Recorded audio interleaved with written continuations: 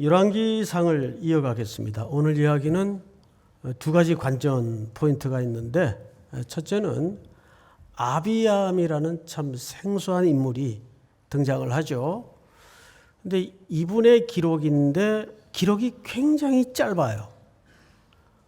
또한 통치 기간 역시 짧습니다. 한 3년 되죠. 통치 기간만큼이나 이분의 통치에 대한 별 내용이 기록되어 있지 않습니다. 그리고 이제 두 번째 관전 포인트가 뭐냐면 이 어머니의 혈통에 대한 이력입니다. 이 어머니 혈통의 이력이 유독 강조가 되어 등장을 합니다. 여기에는 이 인물에 대한 속 깊은 그늘이 드리워져 있어요.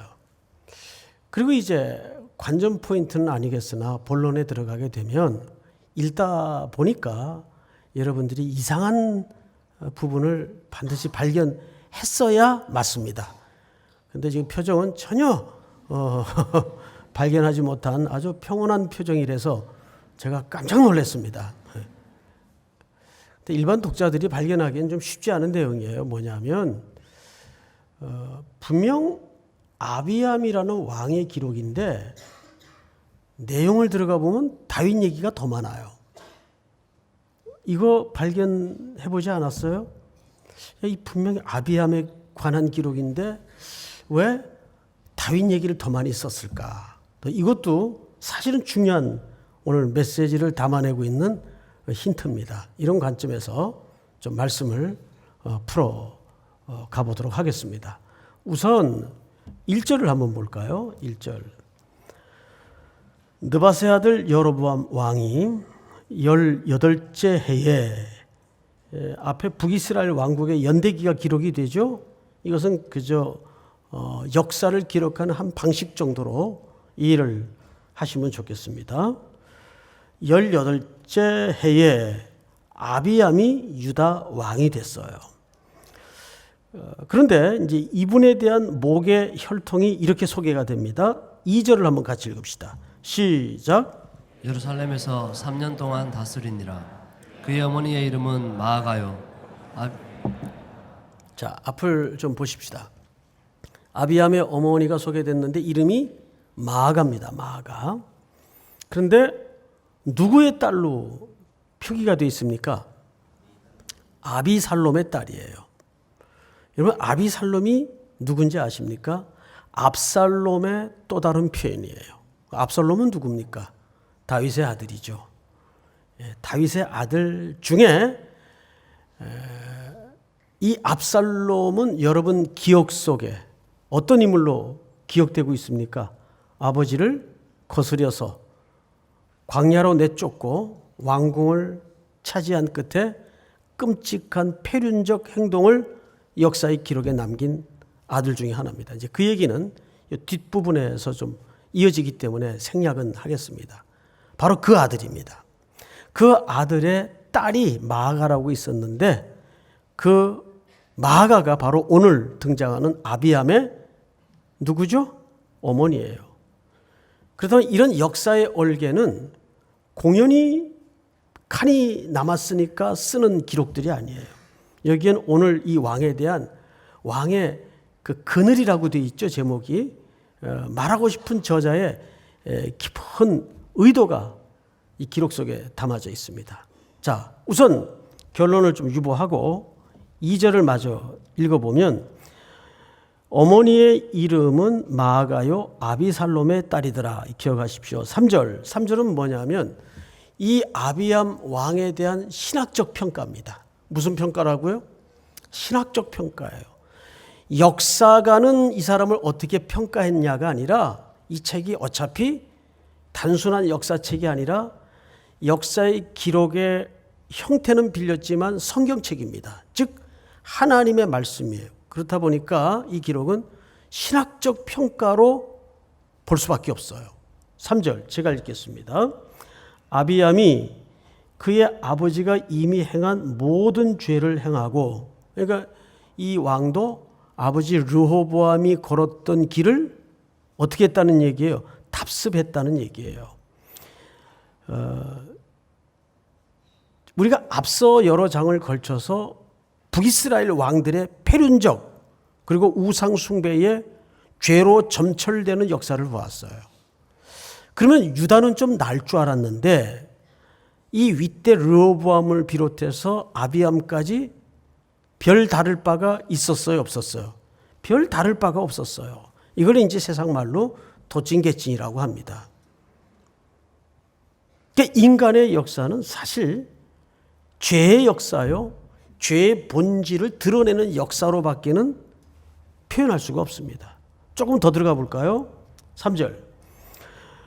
아버지가 이미 행한 모든 죄를 행하고 그의 마음이 그의 조상 누구의 마음과 같지 아니하여 다윗을 이제부터 소개하고 있습니다. 그러니까 이런 얘기가 되는 거죠. 그 아비암이라는 왕의 마음이 누구와 같지 않았다. 다윗 왕의 마음과 같지 않았다라는 표현으로 볼 때는 우리 생각에 다윗과 대비시킴으로써 다윗은 좀 괜찮았다 정도로 들리지 않습니까?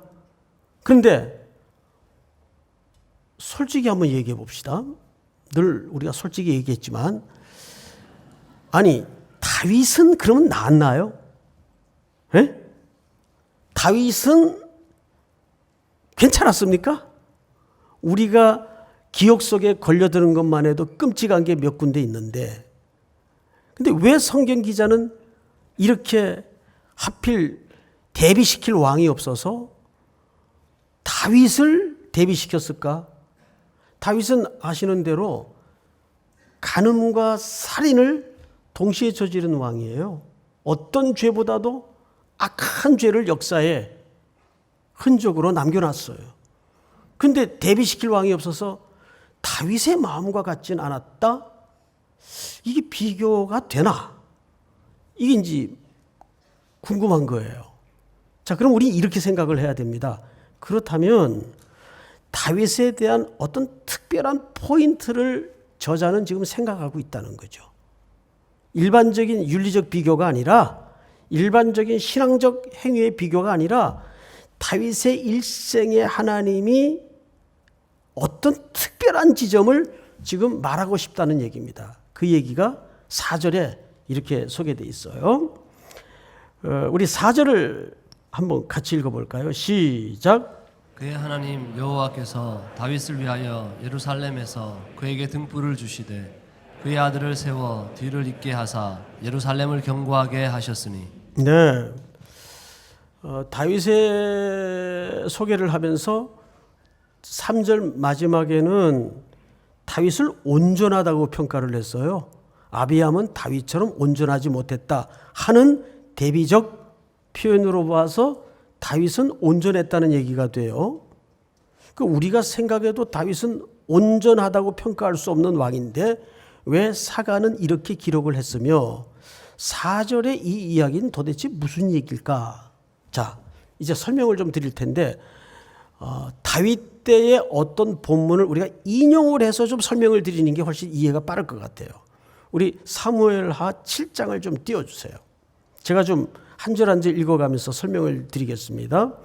네 수완이 차서, 이 말은 무슨 얘기냐 하면 다윗이 이제 전쟁도 끝나고 평화의 시간이 찾아왔어요. 오랜만에 참 평화로운 시대를 맞은 겁니다.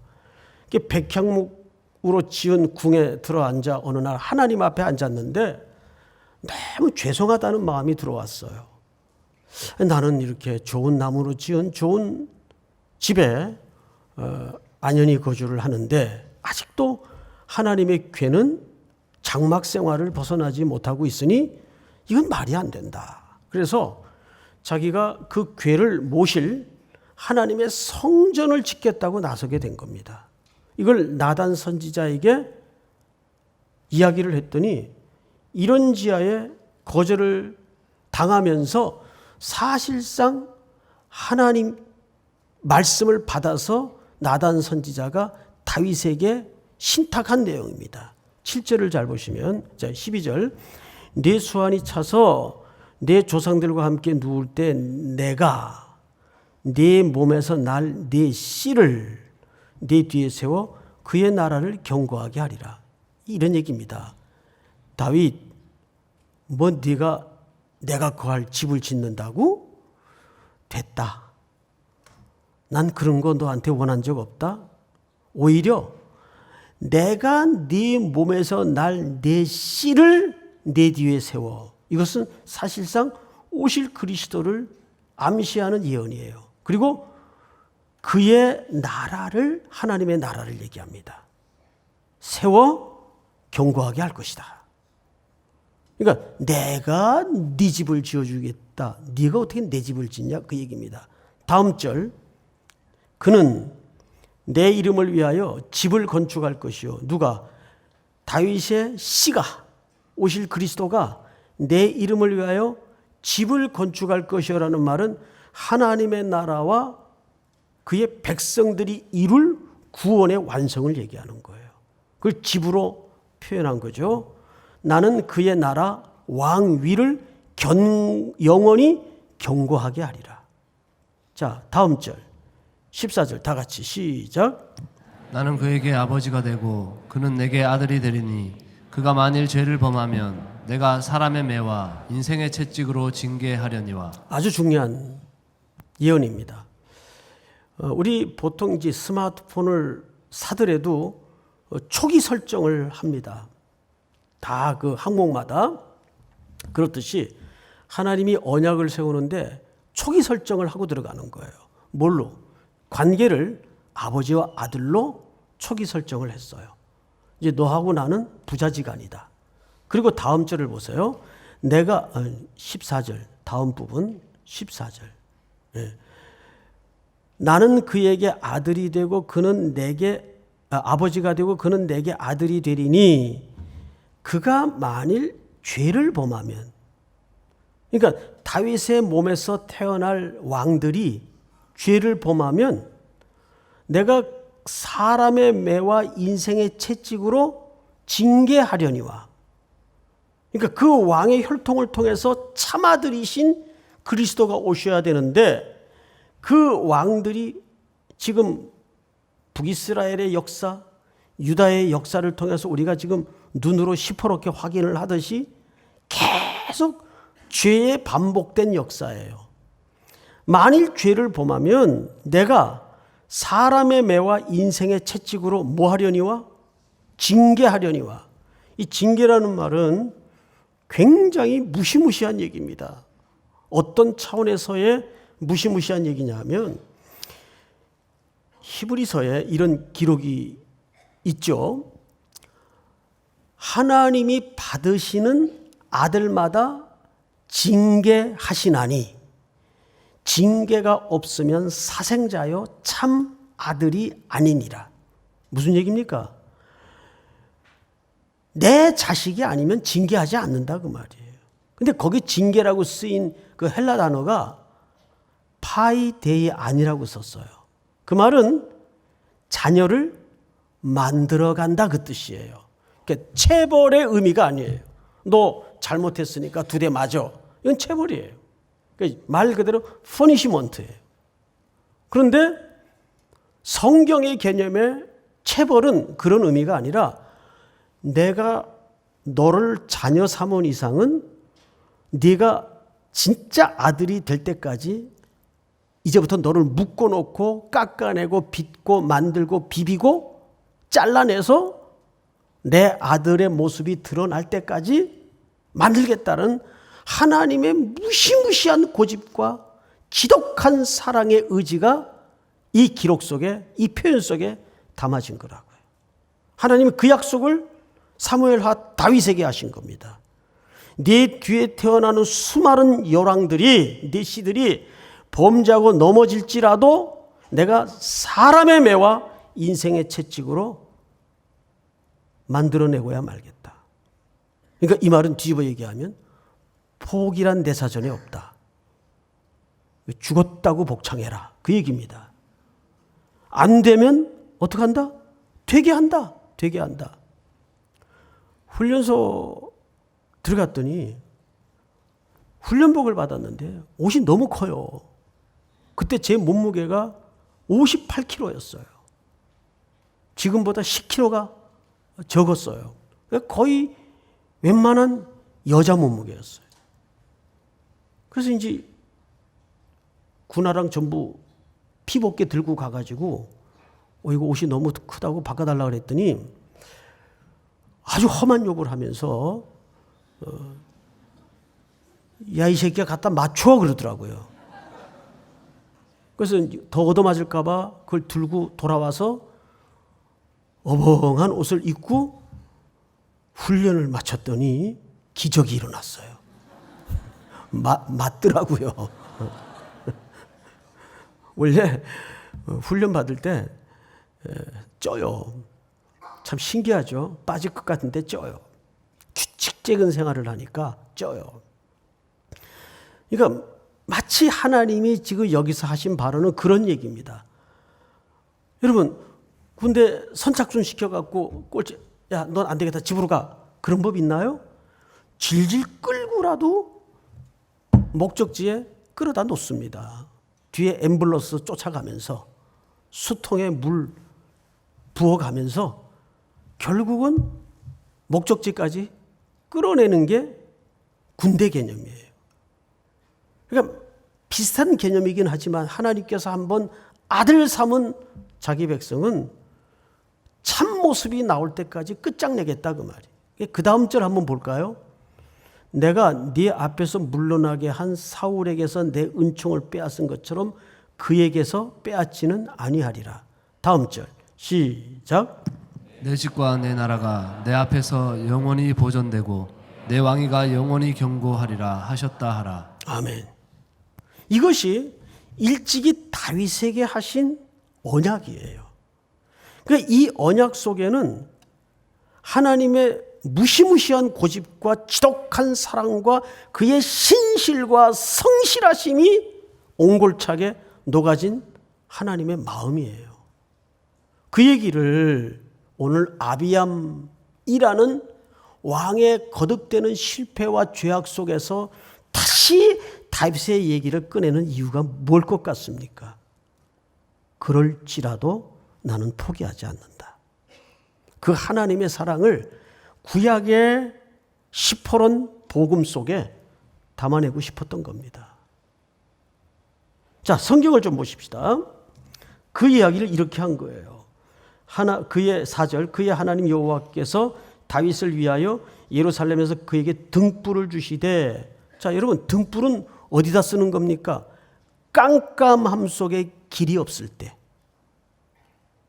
길을 찾을 때 등불이 필요합니다. 이 세상 자체가 지금 그런 상태 아니에요?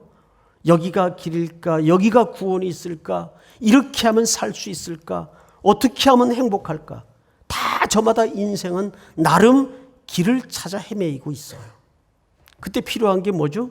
등불이에요. 이 등불을 끄지 않겠다는 얘기예요. 그리스도가 참 빛으로 드러날 때까지. 그러니까 등불은 뭐죠? 예표예요. 그리고 성경을 보십시다. 5절 다 같이 한번 읽겠습니다. 시작. 이는 다윗이 햇사람 우리아의 일 외에는 평생에 여호와 보시기에 정직하게 행하고 자기에게 명령하신 모든 일을 어기지 아니하였습니다. 여기 참 모를 기록 하나가 우리에게 충격적인 암시를 줍니다. 뭐냐 하면 이는 다윗이 햇사람 우리아의 일 외에는 이라는 말은 거대한 표현이라는 표현을 어느 학자가 했더라고요. 여기에 쓰여진 뭐뭐 외에는, 이 외는이라는 말은 우리 인류가 맞닥뜨릴 반전을 가져오는 거대한 표현이다. 어느 학자가 이런 표현을 했더라고요. 그런데 그 앞에 무슨 일외? 우리아 일외입니다. 우리아는 누굽니까? 다윗의 인생사의 흑역사를 기억해 하는 인물이죠. 이 우리아의 아내는 그 유명한 밧세바입니다. 솔로몬의 어머니가 되죠. 자, 이 밧세바를 솔로몬이 범하는 과정을 여러 차례 들으셨지만은 오늘 문맥적 고려를 위해서 축약해서 다시 한번 말씀을 드리면 이렇습니다. 온 나라가 최고 절정기를 맞이할 때예요. 그때 전쟁이 일어났죠. 이제는 나라 실력이 컸기 때문에 다윗이 직접 전쟁의 선두에 서지 않아도 전쟁을 할 수 있을 정도로 나라가 컸어요. 그런 연유로 다윗은 궁궐에 남아서 낮잠을 자게 됩니다. 그러다 저녁 무렵 잠에서 일어나 옥상을 거닐어요. 그러다가 못 볼 것을 보게 되는데 이미 이때는 다윗의 영이 기울어진 상태라서 거기에 그냥 눈이 꽂힙니다. 이때부터 다윗이 죄를 도모하기 시작하는데 놀라운 특징은 그 죄가 도모되어지는 가운데 계속 여러 사람이 심부름을 합니다. 들락달락거려요. 왜 그 사건은 그런 얼개를 걸어놨을까요? 누구도 어느 권력도 다윗의 절정에 있는 권력을 제어하거나 막을 수 없었다는 얘기예요. 그런데 이 여인을 데려와 보니까 성경 기자가 무서운 기록 하나를 슬쩍 끼워 넣죠. 부정한지라. 그 말은 레위기 용법 표현이에요. 여성들의 생리기간을 얘기합니다. 남자와 잠자리를 가져서는 안 되는 기간이죠. 그런데 다윗이 무슨 짓을 하냐 하면 끝나기를 기다렸다가 범합니다. 그것은 다윗의 윤리성을 고발하기보다는 사실상 죄란 얼마나 지독한가. 죄란 놈이 우리 영혼에 착근이 되면 얼마나 끝장을 보고야만은 악한 것인가. 그거를 드러내기 위한 설치 작업이에요. 그런데 느닷없이 부하 하나가 슬픈 소식을 하나 갖고 와요. 큰일 났습니다. 아이를 가졌습니다. 웬걸? 남편은 전쟁터에 나가 있는데 어떻게 아이를 가져요? 자기 죄가 들통이 나게 생겼으니까 더 악한 죄를 도모합니다. 우리아를 결국에는 최전방에 가장 험한 전투지구에 배치시켜버립니다. 거기서 우리아는 운명을 마감합니다. 다윗은 피 한 방울 흘리지 않고 일을 해결한 것 같았지만 사실은 피 한 방울 묻히지 않고 살인을 한 거예요. 그러니까 이 사건은 간음과 살인이 동시에 터진 사건이에요. 그래서 우리아 일 외에는 이것은 다윗의 인생 속에 지울 수 없는 흑역사예요. 그런데 여기에 이 스토리의 결말은 거기서 끝나질 않아요. 어느 날 나단 선지자가 다윗을 찾아와서 그 죄를 무섭게 지적하죠. 바로 당신입니다. 여기에서 다윗은 악소리도 못 내고 무너집니다. 소리도 없이 무너져요. 그리고 두 가지를 직면하게 되죠. 인간이라는 본질이 그냥 죄덩어리구나. 내가 모태에서부터 태어날 때부터 죄악 중에 출생하였으며 그 후 쓴 유명한 시 아닙니까? 그래서 또 하나 사실 앞에 직면하게 됩니다. 인간은 중보자가 있어야 되겠구나. 그제서야 눈이 개안이 돼서 영적인 경의를 경험하게 되죠. 그리스도를 바라보게 돼요. 그래서 하나님이 기뻐하시는 것은 제사가 아니라 상한 심령이구나. 혁명적인 고백을 남깁니다. 구약시대에 제사가 필요 없다는 발언은 무시무시한 발언이에요. 하나님이 기뻐하는 제사는 상한 심령이구나. 그것은 바로 십자가 제단의 운명을 거두실 예수 그리스도를 바라보고 고백한 시예요. 이것이 우리아 사건을 정점으로 한 다윗의 인생의 변화입니다. 그런데 오늘 아비암의 열왕의 역사를 기록하면서 이 스토리를 이렇게 의도적으로 구체적으로 드러내고 싶었던 이 사가의 의도는 뭐냐 말이에요. 그 이런 겁니다. 여러분, 여기에 보면 햇사람 우리아의 일 외에는 평생의 여호와 보시기에 정직하게 행하고, 이것도 기록의 팩트대로라면 아니에요. 그는 또 여전히 넘어지고 실수하고 거짓말도 하고 자빠집니다. 근데 하나 다른 게 성경에 기록되죠.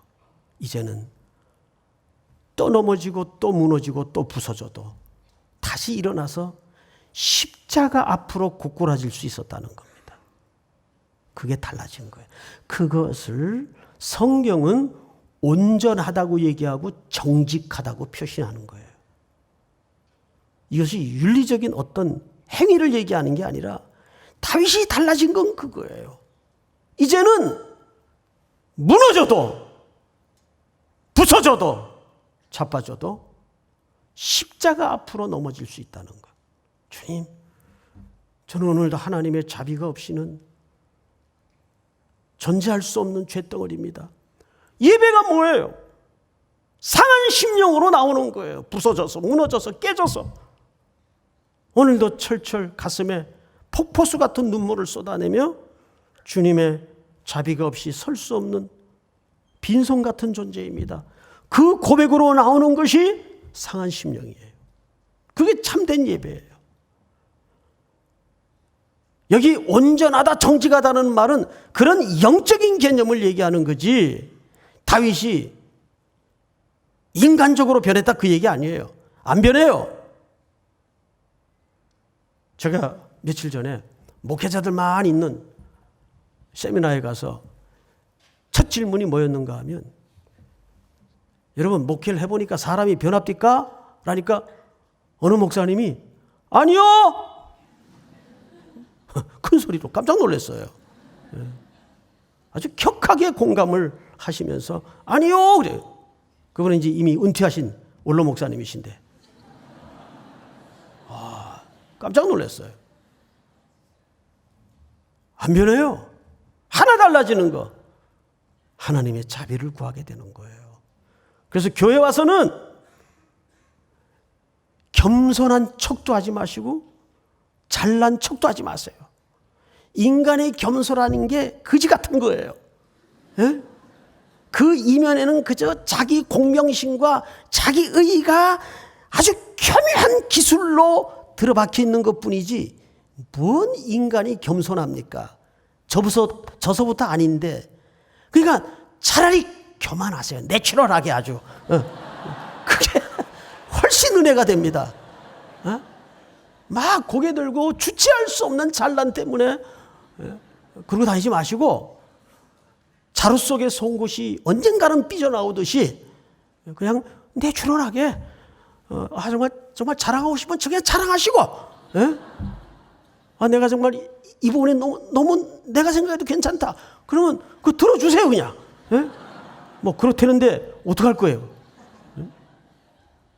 그게 훨씬 피차 은혜가 됩니다. 그 꼬라지를 보면서 내 꼬라지를 이해하게 되고 눈물이 나도록 서로 동질감을 느끼는 거죠. 자, 그런데 다윗은 그런 처절히 무너지는 과정을 통해서 징계와 함께 용서를 받습니다. 하나님은 공의로운 하나님이기 때문에 너 죄 없는 걸 해줄게, 그런 법은 없어요. 그럼 십자가는 성립이 안 됩니다. 그 십자가는 주님이 내 죄를 대신해서 죄값을 지불하시고 죽으신 자리예요. 거기 하나님의 공의가 나타나며 아들을 내어주신 하나님의 사랑이 동시에 입맞춤한 자리입니다. 밧세바가 잉태한 아기는 죽어요. 그리고 그 대가가 이어져서 어떤 일이 벌어지는가 하면 사무엘하 12장을 한번 볼까요? 이제 네가 나를 업신여기고 햇사람 우리아의 아내를 빼앗아 네 아내로 삼았은즉 칼이 네 집에서 영원토록 떠나지 아니하리라 하셨고, 이 본문 그대로 두시고 여러분 눈을 돌려서 오늘 본문 6절을 한번 보세요. 오늘 본문 6절을 같이 한번 읽습니다. 시작. 르호보암과 여로보암 사이에는 사는 날 동안 전쟁이 있었더니 이 두 나라는 형제 나라 아니에요? 그런데 계속 뭐가 있었어요? 칼이 떠나질 않았어요. 전쟁이 있었다. 이 깊은 뿌리가 어디서부터 발단된 겁니까? 다윗의 죄입니다. 하나님은 이 대가를 지불케 하시고 다윗을 구원하시고 용서하시는 거예요. 그리고 또 어떤 대가를 다시 지불하는가를 끔찍하지만 우리가 목격해야 됩니다. 11절 다 같이 한번 읽겠습니다. 시작. 아사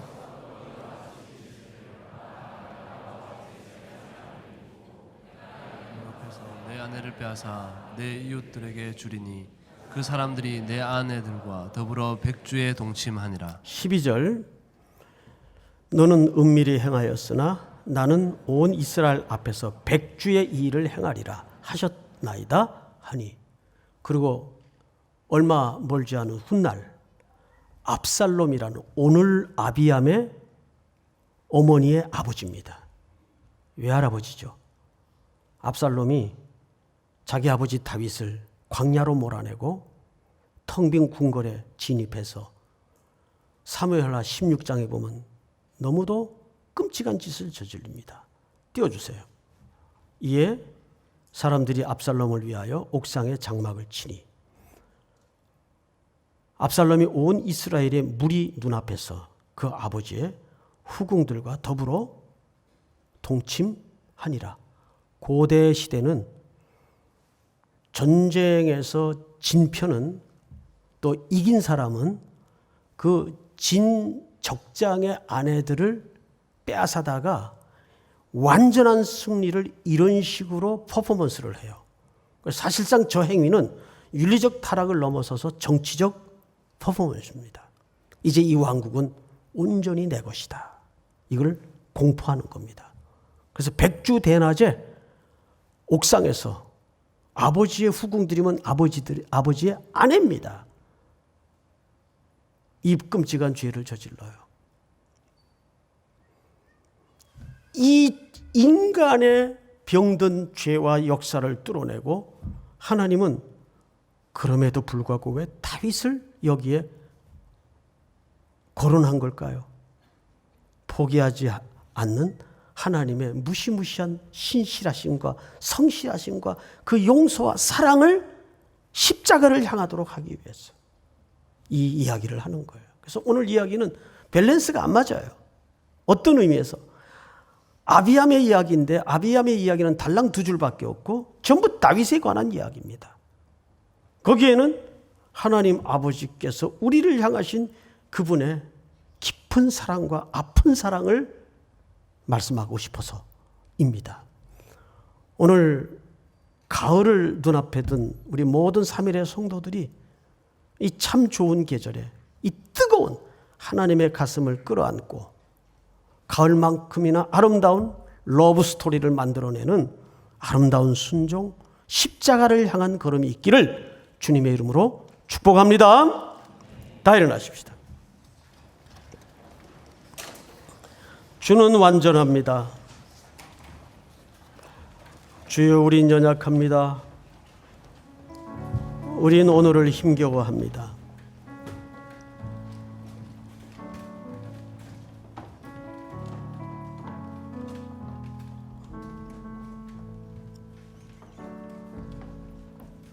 주여, 우린 연약합니다. 우린 오늘을 힘겨워합니다. 주 뜻 이루며 살기에 부족합니다. 우린 연약합니다. 주여, 우린 넘어집니다. 주여, 우린 넘어집니다. 오늘 하루 또 실수합니다. 오늘 하루 또 실수합니다. 주의 긍휼을 구하는 죄인입니다. 우린 주만 바라봅니다. 주만 바라봅니다. 하나는 주님의 은혜 온 세상 위에 넘칩니다.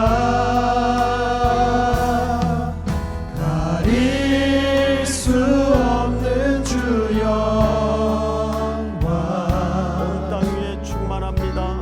온 땅 위에 충만합니다. 주님만 이기리오니 우린 그 길 따라갑니다. 그날에 우리를 이루시 주는 완전합니다. 한없는 주님의 은혜 온 세상 위에 넘칩니다. 가릴 수 없는 주 영광 온 땅 위에 충만합니다. 주님만 이기리오니 우린 그 길 따라갑니다. 그날에 우리를 이루시 주는 완전합니다. 우리 한번 머리 숙여 기도합니다. 오늘 주신 말씀처럼 하나님의 그 지독한 성실하심과 신실하심과 그 사랑은 우리의 죄를 넘고 우리의 고집을 부수어뜨리고 반복되는 악을 뚫어내고 우리를 결국 갈보리 언덕에 그 십자가 앞에 세워놓고야 맙니다. 오늘 그 사랑 앞에 다시 한번 묶이는 자비를 구합니다. 그 은혜 앞에 서기를 원합니다. 다윗도 여로보암도 르호보암도 아비암도 모든 인간의 열왕의 역사는 죄에 점철되는 역사였습니다. 그 인간의 죄를 기어코 뚫어내시고 이 땅에 참아들 예수 그리스도를 보내셔서 갈보리 언덕에 세워주신 그 하나님의 고개를 절레절레 흔들게 만들고야만은 아프고 깊은 사랑 앞에 세워지는 복된 계절이 될 수 있도록 인도해 주시옵소서. 더 깊고 넓고 높은 하나님의 스토리와 사랑으로 만나는 아름다운 계절로 엮어가게 하여 주시옵소서. 우리 한번 주여 부른 다음에 소리내어 통성으로 기도합시다. 주여.